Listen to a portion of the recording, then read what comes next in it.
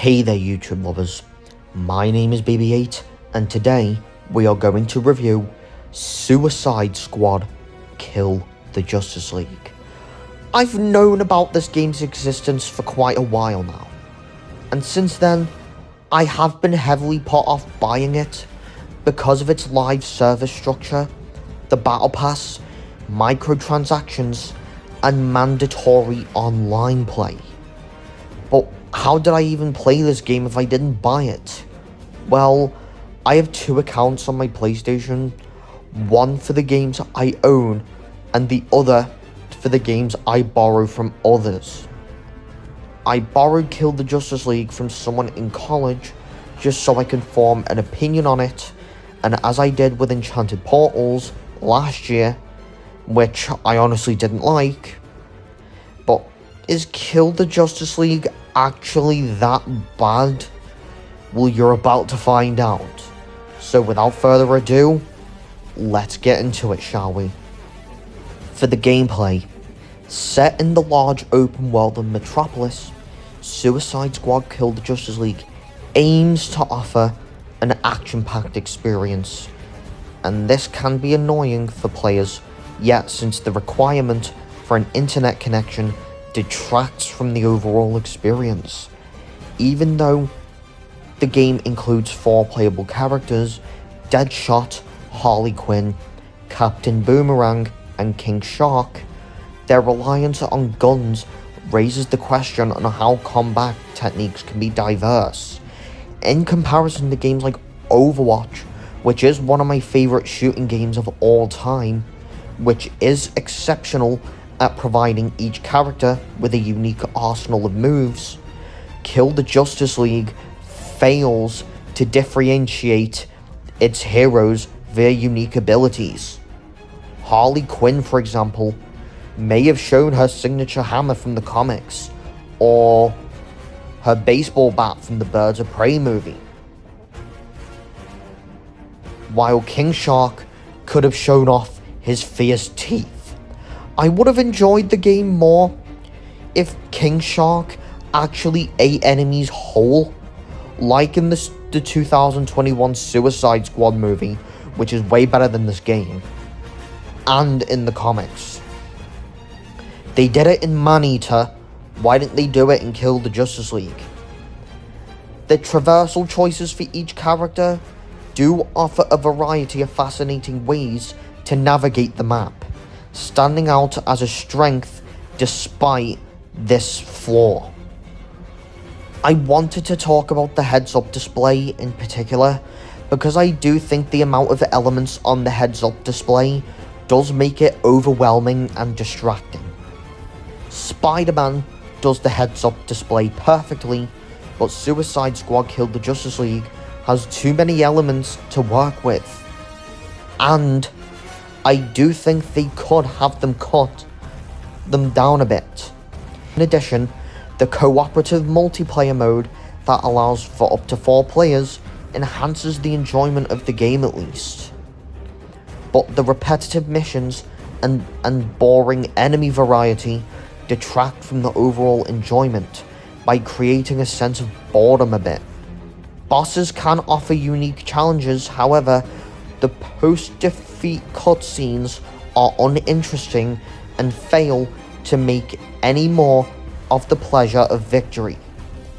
In particular, dealing with characters like the Flash can be a bit frustrating, and emphasizes the need for an improved story execution and gameplay mechanics. Despite these disadvantages, the inclusion of a skill tree system for growth enhances the character customization by allowing players to test different builds on the progress. Additionally, the possibility of more content updates, such as new playable characters and locations, offers confidence for a more engaging and diverse experience. And as I'm recording this, they're soon to add the Joker, and look at that design. That design, if you compared this to Jared Leto's version of Joker, I feel like this could be the worst version of Joker coming up, and I'm not going to be happy about it.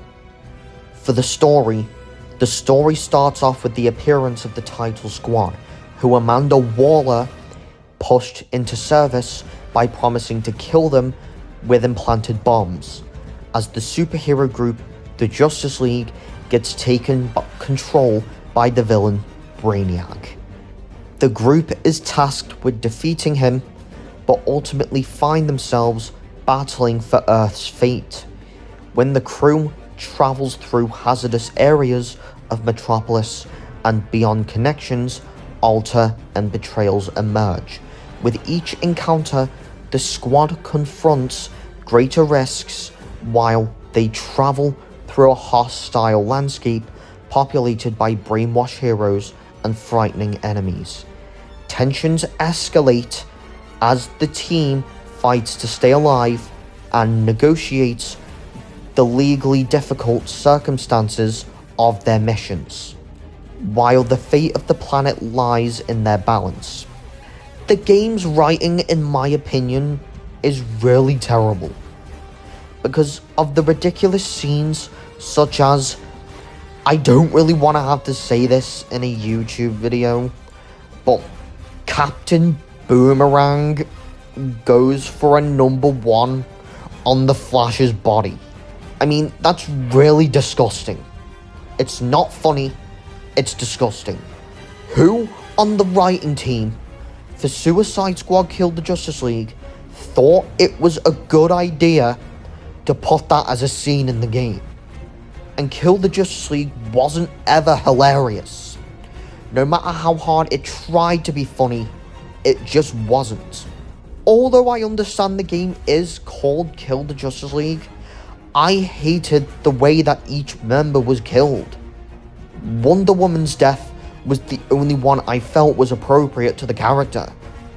I'll discuss Batman in his own section before moving on to the summary, but the game's story and writing was poorly written.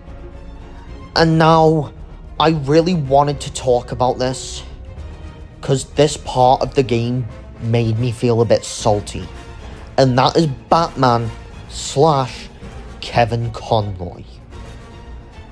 Given the uproar surrounding Batman's death, it makes sense to talk about the way the late Kevin Conroy portrays Batman in Suicide Squad Killed the Justice League, as well as how he was handled in the game.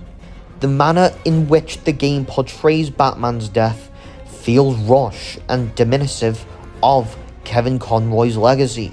Many fans of the narrative's portrayal of Batman's demise is disturbing and unsatisfying, considering Kevin Conroy's goated portrayal of Batman throughout the Arkham series. It appears like a cheap and cruel and unfair conclusion. One of the greatest comic book characters of all time, to take his still breathing corpse to Lex Luthor for study, only to have Harley Quinn execute him. As a supporter of Kevin Conroy's portrayal of Batman, I agree with the opinions expressed by a large number of individuals all across the internet regarding the uproar against Batman's treatment in Kill the Justice League. It is devastating to see Kevin Conroy's final portrayal as Batman received with such a poor narrative choice.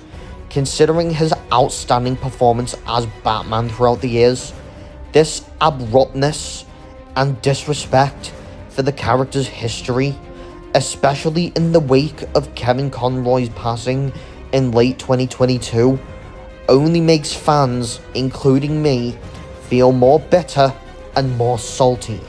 But don't forget, this is not the first time in media has disrespected Batman, because Ben Affleck's version of Batman in the DC Extended Universe is terrible.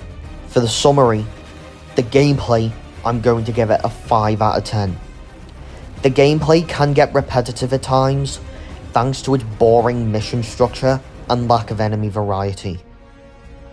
The boss fights are not terrible, but the final boss against Brainiac is probably the laziest final boss in all of gaming because it's a reskin of the Flash fight. The graphics and the performance, I'm going to give it a 6 out of 10. The visuals, while not terrible, Arkham Knight from 2015 does a better job at lighting, such as the reflections in the water. The UI design isn't bad at all since the features are well organised like in Call of Duty. The HUD has too many elements, making it distracting when playing the game, and the performance, just like Gotham Knights, the performance can be frustrating because there are times when the frame rate can dip or miss frames completely.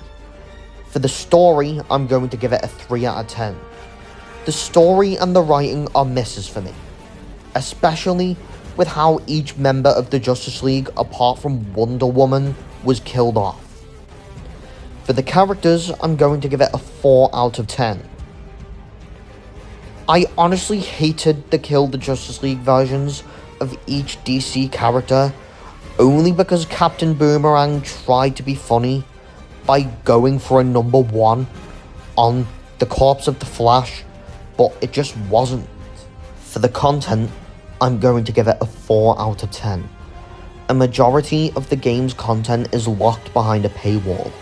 Unfortunately, meaning if there's an eye-catching skin in the game shop or the battle pass, you'd have to pay real money to even get that skin. The music, I'm going to give it a 7 out of 10. Because honestly, the score wasn't bad. The score is probably one of the only good things about Kill the Justice League. The difficulty, I'm going to give it a hard. Unfortunately, the challenge was not there on purpose. The HUD makes it distracting, and the Flash boss fight is frustrating. For the length, I'm going to give it 10 hours. I thought the story was going to be longer than that, but it's a game you can easily beat within a few hours. I called it quits from the point Kevin Conroy's Batman was killed, but I watched the rest of the story through YouTube because I couldn't sit through it knowing that I was salty about how Kevin Conroy's Batman was killed. For the audience, I'm going to give it an 18+. Unfortunately, despite the inclusion of characters from the DC comics, the game does contain adult humor and detailed violence.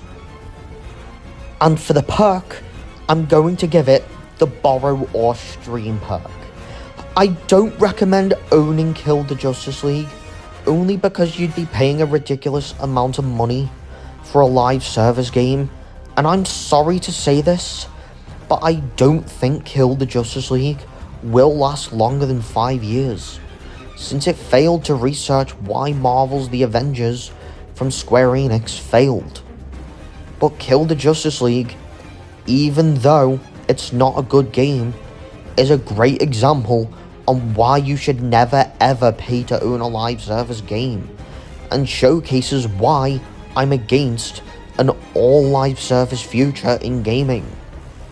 And if Kill the Justice League had an option to play offline, which is why I don't own Gran Turismo 7, maybe the game would be better, only because the game can last longer because they don't have to rely on servers all the time.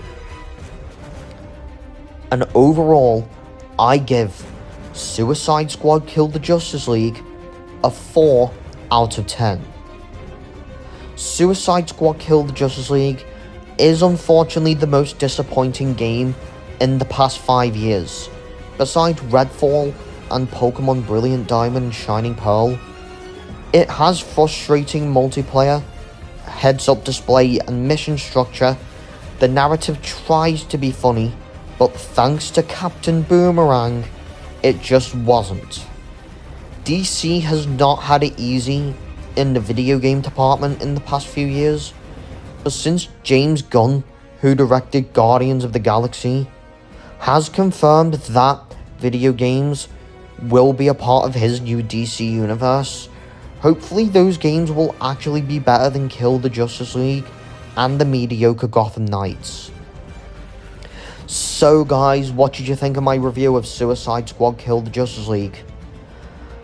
I know I'm a month late to this review, but every February is an all Pokemon content month. So I thought I'll get my review for Kill the Justice League out of the way now, and then I can just then get on to reviewing something good, like Hogwarts Legacy, which my review is in the works at the moment. So, don't forget to subscribe to my channel, like this video, and turn your notification bell on so you don't miss another video like this one. And I will see you all in a future video. BB8 out.